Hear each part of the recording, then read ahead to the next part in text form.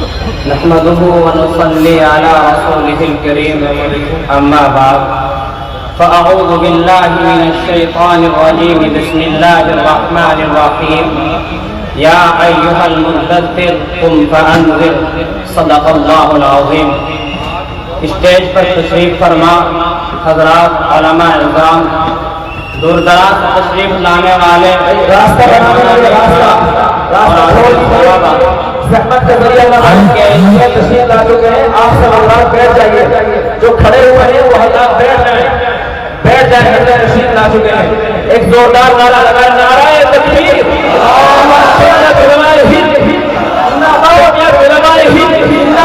مولانا سید محمود حسن مدنی دانوم دیوبند بدر العلوم نہیں میرٹھ جمعیت علماء ہند جمعیت علماء ہند علماء ہند چلو اسٹیج پر تشریف فرما حضرات علماء اعظام، دور دراز تشریف لانے والے مہمانان اکرام اور عزیز طلبہ، آج کے اس سالانہ پروگرام میں میں آپ حضرات کے سامنے اس جماعت کا تذکرہ کرنا چاہتا ہوں کہ جس نے اپنی ساری زندگی کو قوم و ملت کی خدمت کے لیے وقف کر دیا ہے، جس سے میری مراد جمعیت علماء ہند ہے. جمعیت علماء ہند نے 1947 عیسوی تک ملک و ملت کی مذہبی، اقتصادی اور سیاسی سرگرمیوں میں نمایاں حصہ لیا. ملک و ملت کی آزادی اور آزادی وطن اور عزت کے لیے سرفروشانہ قربانیوں کا بے مثال ریکارڈ قائم کیا.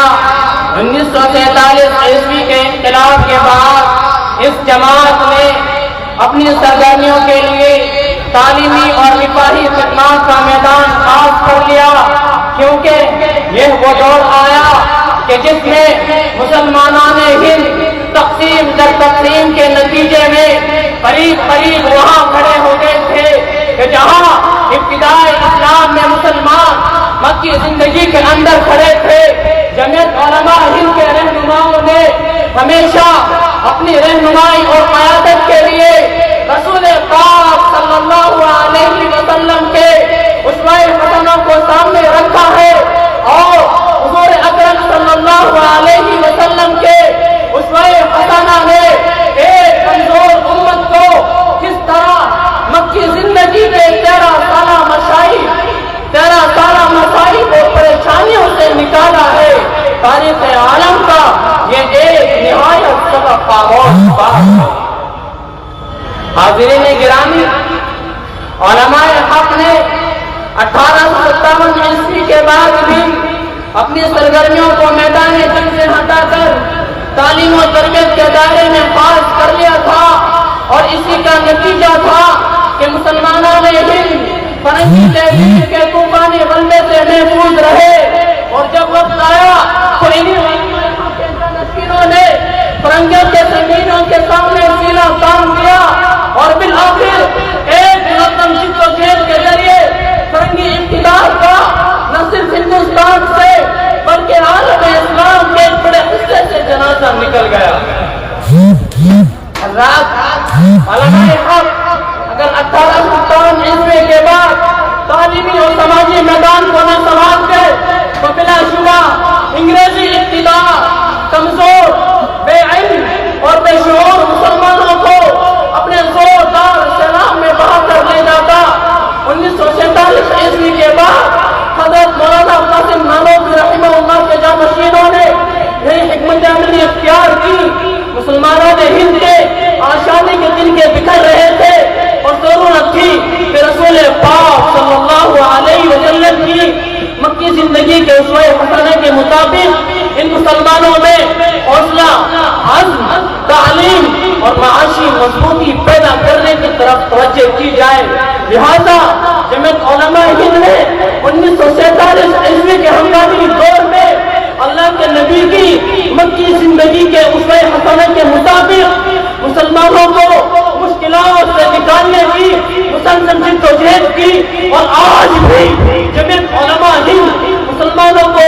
اقتصادی، معاشی اور اخلاقی کریکٹر بنانے اور دعوت دے رہی ہے اور ملک کے مختلف حصوں میں اس کے ذمہ دار اس تعمیری پروگرام کو مختلف حصوں کو چلا رہے ہیں۔ یہ نام جو ہے پیغمبر والوں کو دیا تھے۔ حاضرین گرامی، جمعیت علماء ہند مسلمانوں کے لیے اشتعال انگیزی سیاست کی راہ کو خودکشی کے برابر سمجھتی ہے، کیونکہ یہ دور مسلمانوں کے لیے تعمیری دور ہے اور تعمیری دور کے لیے پرسکون ماحول کی ضرورت ہوتی ہے۔ ٹھنڈے دماغ ہی تعمیری کام انجام دے سکتے ہیں۔ گرم مزاجی اور تعمیری کوشش میں آگ اور پانی کا بیر ہے۔ جمعیت علماء ہند اگر 1947 عیسوی کے بعد سے ہی اشتعال انگیزی سیاست کی راہ پر چل پڑتی اور اپنے حقوق تلفی کے لیے گرما گرم نعرے بازی شروع کر دیتی، تو آج مسلمانوں نے ہند کے اندر جو معاشی اور ذہنی جماؤ موجود ہے وہ جس موجود نہ ہوتا پچھلے 40 سالوں میں جمعیت علماء ہند کی اس حکمت عملی کی بدولت جو تھوڑا بہت جماؤ پیدا ہوا ہے، ملت کے دشمنی کرتے اسے ختم کر دینا چاہتے ہیں اور مسلمان اپنے روایت جذباتی بن میں آ کر اس سازش کا شکار ہونے کے لیے پن کھول رہے ہیں۔ لیکن جمعیت علماء ہند آج بھی مسلمانوں کو آواز دے رہی ہے، پکار رہی ہے اور کہہ رہی ہے کہ نہیں تم اپنے بناؤ اور جماؤ کے کاموں کو جاری رکھو، اور یہ سمجھ لو کہ اسمبلیوں یا پارلیمنٹ کی چند کرسیاں کسی خاص نشانے کے ساتھ تمہارے مسائل کا حل نہیں ہے، بلکہ تمہیں اپنے مسائل کے لیے ایک تعمیری جد و جہد کرنی ہے۔ محترم حضرات، اور یہ سمجھنا غلط ہے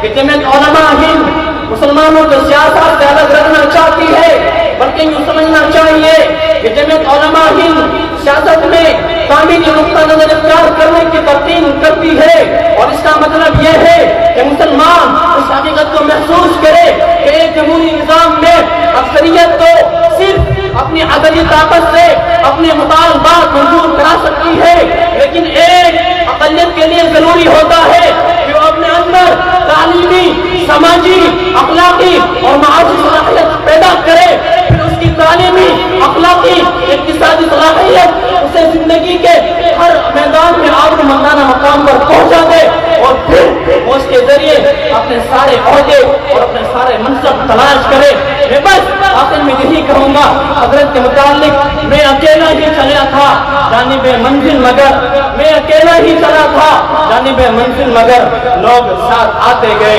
اور کڑاوا بنتا گیا۔ واخر دعوانا الحمدللہ۔